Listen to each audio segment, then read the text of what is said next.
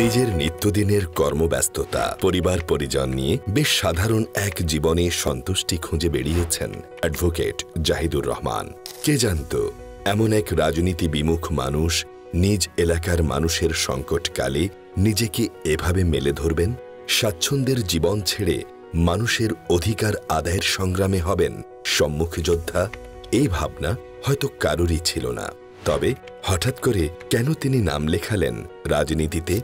বিভিন্ন সামাজিক এবং মানবিক কাজে আমাদের ছোট আকারে একটা নিজস্ব চ্যারিটি আছে, পারিবারিক চ্যারিটি, এবং বিয়ানীবাজার এবং গোলাপগঞ্জ বা বৃহত্তর সিলেটের বিভিন্ন সংগঠনের মাধ্যমে আমরা অনেক দিন থেকে কাজ করিয়া একই লক্ষ্য নিয়া যে আমাদের অত্র এলাকাত আপনার দরিদ্র যারা আছেন এরা কীভাবে সহযোগিতা করা যায়, কোনো দুর্যোগ আইলে কীভাবে সহযোগিতা করা যায়, এবং আমাদের এলাকা ভিত্তিক যতটুকু আমরা প্রবাস থাকি উন্নয়নের সহযোগিতা করতে পারি আমাদের এলাকাতে উন্নয়নের ব্যবস্থাটা করা।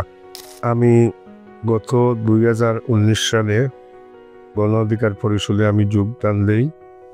এটার মূল উদ্দেশ্য হইল 2018 যে কোটা সংস্থা আন্দোলন বিপি নূরের মাধ্যমে হয়েছে, এটা দেখিয়া আমার দেখলাম যে বর্তমানে দেশের প্রেক্ষাপটে রাজনীতি প্রেক্ষাপট হোক, সোশ্যাল প্রেক্ষাপট হোক, যে বৈষম্যতা সবার সাথে করা হয় এবং যে আদর্শগুলি গণ অধিকার পরিষদের আমার আদর্শর লোকে খুব মিলছে এবং আমরা যতটুকু পারি এটা বাস্তবায়ন করার লাগে সহযোগিতা করতাম।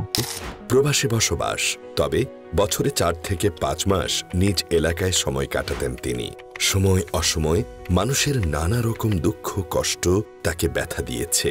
ধীরে ধীরে সাধারণ মানুষ থেকে সাধারণ মানুষের লিডার হয়ে উঠেছে। আমারে যে ব্যক্তিগতভাবে চিনে ইনশাল্লাহ সবাই বলবে I M A ডুয়ার।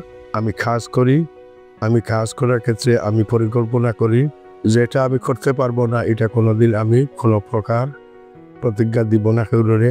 I will only promise what I can deliver. আমি প্রত্যেকটা এলাকাত এলাকাত যাওয়াতে আমার একটা সম্পর্ক যে বিল্ডর এলাকাবাসী হলোর লোকে। দ্বিতীয় হইল এদের নানান অসুবিধাও দেখতাম পারিয়ার, নিজে কিছু ডাইরেক্টলি দেখতাম পারিয়ার, কিছু ওদের অভিযোগ শুনতামও পারিয়ার। গণ অধিকার পরিষদ বাংলাদেশের কেন্দ্রীয় কার্যকরী কমিটির সদস্য ও প্রবাসী অধিকার পরিষদ ইউকের সহসভাপতি জাহিদুর রহমান এরই মধ্যে বিয়ানীবাজার ও গোলাপগঞ্জ উপজেলার রাস্তাঘাট সংস্কার, অসহায় মানুষের সহায়তা, মসজিদ নির্মাণ সহ নানা গঠনমূলক কাজ করেছেন। অবদান রেখেছেন শিক্ষাক্ষেত্রেও।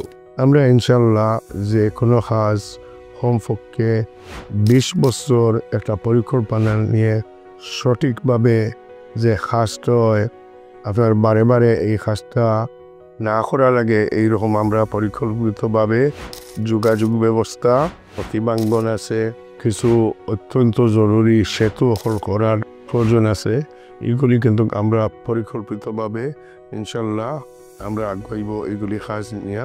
মৌলিক এবং নাগরিক অধিকার যেগুলি এটা থেকে সব কিন্তু বঞ্চিত আছে। এটা আমার সর্বপ্রথম যদি আল্লাহর হুকুমে আমি নির্বাচিত হই, এটা আমার সর্বপ্রথম কাজ থাকবো যে কীভাবে আমাদের বিয়ানীবাজার এবং গোলাপগঞ্জের বৈষম্যতাবিহীন কোনো ধর্ম, কোনো জাত এইগুলি না দেখে কীভাবে সবার কাছে একইভাবে আমরা বৈষম্যতাহীন ছাড়াইয়া আমরা ওদের অধিকারটা পৌঁছে দিতাম পারি। শিক্ষা ব্যবস্থায় পরিবর্তন, কর্মসংস্থান, কর্মক্ষেত্রে নারীদের সুবিধা ও নিরাপত্তা, স্বজনপ্রীতির অবসান, সকলের মত প্রকাশের অধিকার নিশ্চিত করা, মৌলিক অধিকার আদায়, এই দিকগুলো পরিবর্তনে দৃঢ় সংকল্প তিনি। But I have the experience of working in a large organization, এগুলি ম্যানেজ করার এক্সপিরিয়েন্স আছে, কোন সফটওয়্যার ইউজ করলে কে কাজ হইব এটার এক্সপিরিয়েন্স আছে, আমার 33 বছর আমার লিডারশিপের এক্সপিরিয়েন্স আছে, কর্পোরেট গভর্নেন্সর আপনার সোশ্যাল স্ট্রাকচারের এক্সপিরিয়েন্স আছে।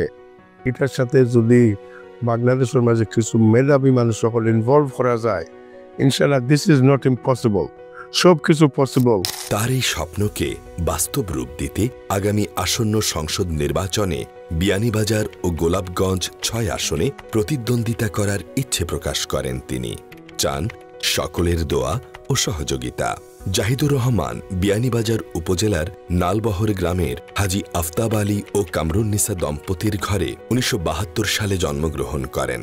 1978 সালে মাত্র 5 বছর বয়সেই পরিবারের সঙ্গে লন্ডনে চলে যেতে হয়েছিল তাকে। তবে দীর্ঘদিন পর এবার সময় এসেছে দেশের জন্য কিছু করার, দেশের মানুষের জন্য কিছু করার।